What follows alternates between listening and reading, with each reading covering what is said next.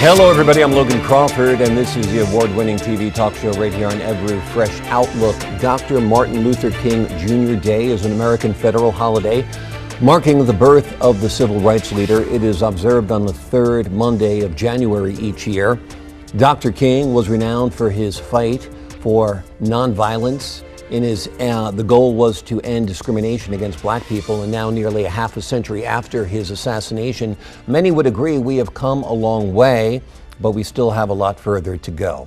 I am joined today by Reverend Dr. Forrest Pritchett, Director of the Martin Luther King Scholars Program at Seton Hall University, also by Raul Ausa, an MLK Scholars Program member, a student at Seton Hall University, and Alain Sanders, political science professor at St. Peter's University.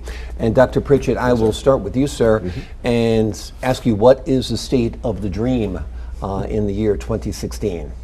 The state of the dream, it's there, but it's probably getting a little shattered around the edges as the realities of living in America in the 21st century are being made known to all of us. It's strange that under America's first black president, I feel the racial divide is greater than ever before. Yes, sir. I feel like we were closer to a colorblind society before Barack Obama than after. Yes, sir. Why is that? My best theory on them is that from the moment Barack may have been elected, there were some die-hard, hardcore, perhaps racist, or those who thought America of old was the best model, who committed themselves to a plan and a pathway of action to have America turn back to its old ways. And when we look at the plethora of legislation, from stand your ground laws, of the political conservatives, fiscal conservatism, all of that rolling together is really creating a tidal wave that is attempting to push this country back 1 or 2 centuries. And Alan, if you look at this tidal wave and what it has formed, at least on the side of the GOP in this presidential year, it seems like there are a lot of voices out there that are voices of intolerance. Oh, absolutely. And I think I would like to second your comment. And there's another part to it too. It's first part, of course, is that as the first black president, a lot of racism, latent racism, has come out in the open to oppose Obama. But it's also President Obama's way and vision of the presidency that has been part of it. By that I mean when he ran for the presidency, and he conducted his presidency as a white candidate who happens to be black. And so on many issues that touch race, he kind of stayed away, stayed aloof, stayed back, where a white president perhaps might not have stayed back and might have fought back. Well, but as the first black president, I think he held his fire. I think you're seeing a different Obama right now, by the way, in his last year, where he is now starting to fire back, but he held his fire. And that, of course, allowed many of the people who oppose the civil rights agenda to come forward to be more aggressive in face of a black president who sort of held his fire. And I think that's part of the issue. Also, I think he governs in a way that is different from any other president that I have ever seen.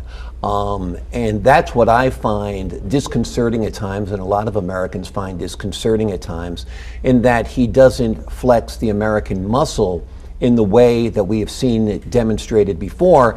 And to me, at times, I want to see that fury, I want to see that anger. Well, I think it's because he approaches the presidency as a community organizer. That's his background. And a community organizer tries to bring consensus rather than wield power.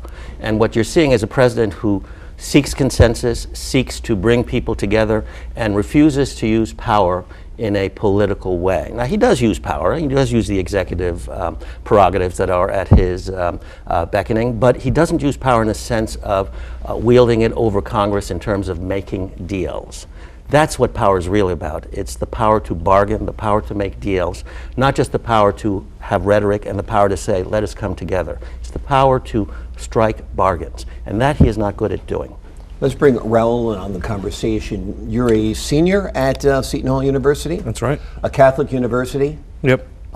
Because it's a Catholic university, I'm guessing it's predominantly white?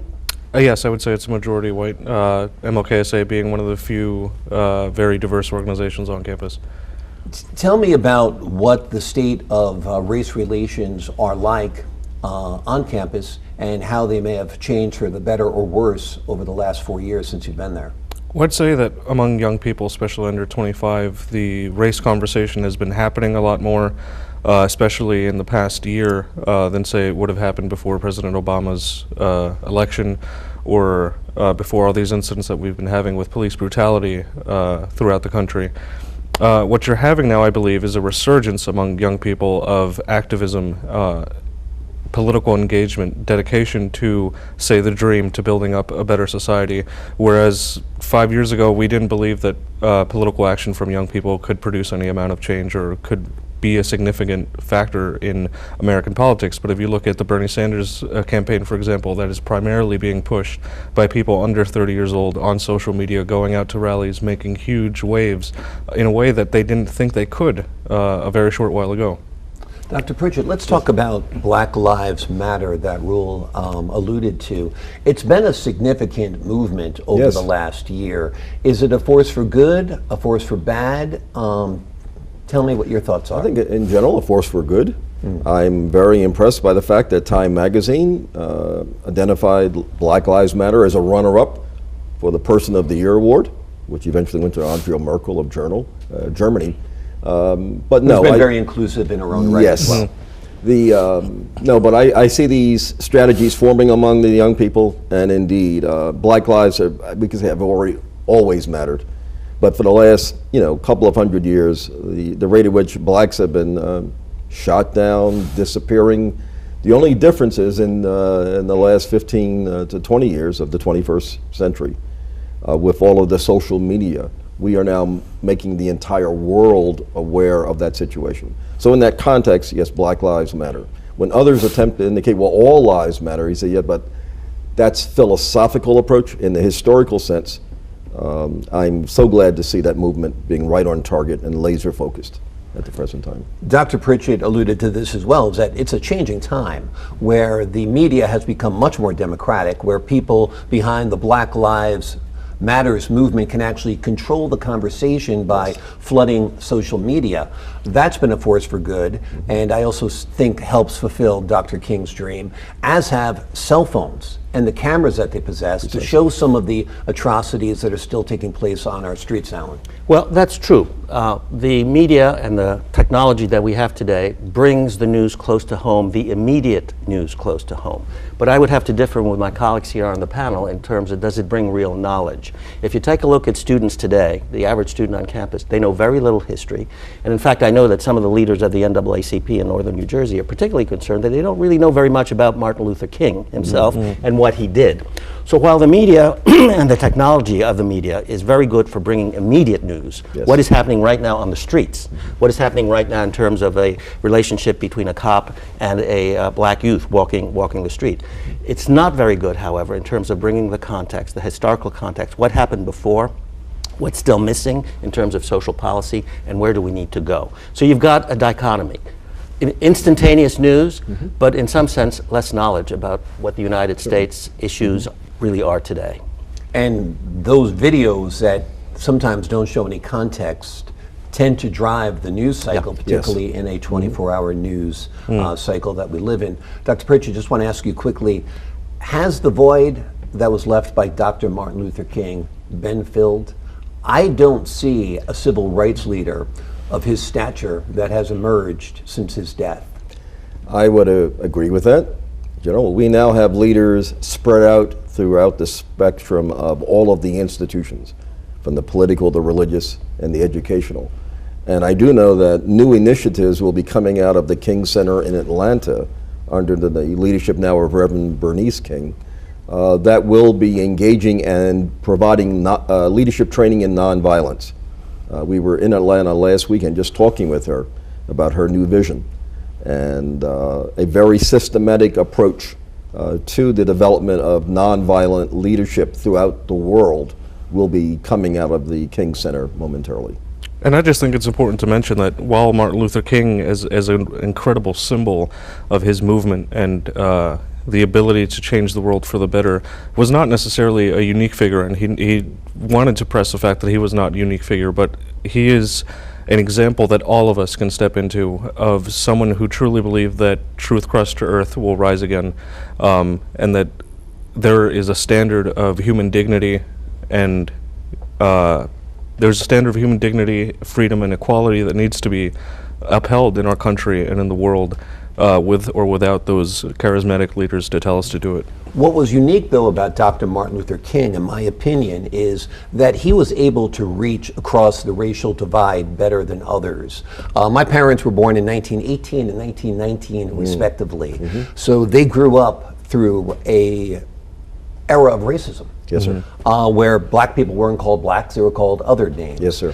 But he was one man that my folks, who were diehard, Barry Goldwater conservatives, liked. Yes. They thought he was a good man. They were afraid of Malcolm X. Yes. But they liked Martin Luther King. Yes, sir. Well, that's a good point that you bring up, because a lot of people are not aware of the fact that although Martin Luther King was the apostle of peaceful demonstrations and nonviolent civil demonstrations, there was a lot of violence going on in that period. Violence from the law enforcement authorities, and also there were some black groups that were engaging in violent activity, and student groups that were engaging in violent activity as well.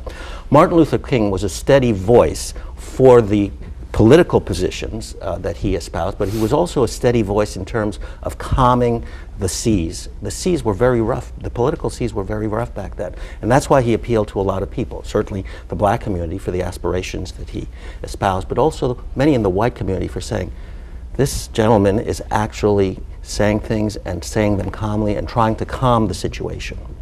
Yeah. Dr. Pritchett, Alan brings up a good point. Yes, sir. And he was a voice of reason, a voice that all people could get behind, because he was saying, don't riot in the street. Yes. Have a peaceful protest, be like Mahatma Gandhi. But do you actually need a violent reaction at times to get people to see how horrific the things are? I mean, you look at what happened in Baltimore after Freddie Gray's death, Yes. and you say it's horrible. These people burned their own city. But if they didn't do that, we wouldn't have the conversation that we're Certainly. having right now. There is a role for that. And even Dr. King said we should thank God for the non-traditional, deviant, non-conformist, those who would shake the boat and rattle the cage a little bit. Because at moments of either desperation, this is how we grab the attention of the multitudes. And indeed, history would probably show all of us, if we were going back over the last several hundred years, America would not be here today if it were not for acts of rebellion. Yeah. And almost every group has gotten so angry at times that they've risen up and have gone against civil order and have broken the law in the name of a greater good. Yes, sir. And even if there are innocent casualties, unfortunately, at times, I'm not advocating violence, but there sometimes is a role for violence. It's both a matter of proportions, and it's also a matter of who won. And I think it's unexplainable. I mean, nobody wants to justify violence because of the death and destruction that it causes, but there are moments when violence may be the only recourse. But it's a matter of the proportion and, of course, of who wins the violence. And so it's kind of an odd situation, and one that can't really be justified, except that that's the way things happen. Certainly. Raul, do you think Trump is doing so well in the political arena because he is the anti-Obama? If anything, I think he's doing so well because he's the anti-Martin Luther King. You have someone who is being this bombastic voice, saying it's basically okay to be racist, it's okay to be anti-woman, it's okay to be an ultra-conservative. It's okay to be Islamophobic. It's okay to be Islamophobic, xenophobic. It wasn't the case before that you could say these things, but now that you have a presidential candidate taking on the mantle of saying it like it is, you have a bunch of people from an undereducated part of the United States who believe that our problems are the fault of outsiders, who can sort of climb onto this rhetoric and finally have a scapegoat. It used to be Jews in Germany, it was blacks for us, now it will be Muslims and whoever's next, unless we have the appropriate counter-narrative against this. And I just wanted to mention, we talked about MLK being the sort of calmer, but he was often accused of being the agitator, being the outside agitator who wanted to cause problems, and he himself talked about creative tension, which is what I think we need to have, because we see on the right they have a lot of creative tension on their side of being able to be loud and bombastic. And Dr. King said that those who believe in peace need to organize as well as those who fight for war, and I think that's what we're seeing here in the United States. I'm going to give a quick last word to Dr. Pritchett, and I'm going to ask you this question. Do we need to talk about race less or more? Will that, talking about it less will bring us more to a colorblind society, or talking about it more will have that? Talking more. Yeah. And very specifically, I'd like to advocate and indicate we need groups of whites to come together. We need some white leadership now. And I'm not talking about white power. I'm talking about whites having serious, deliberate discussions about race in America and the role of white privilege in eliminating, in a sense, some of the racial divide that we have maintained. Dr. Pritchett, Alain, Raul, thank you very much for your time. We're going to have more when we come back on race and the presidential election and the State of the Union address. More on that after this.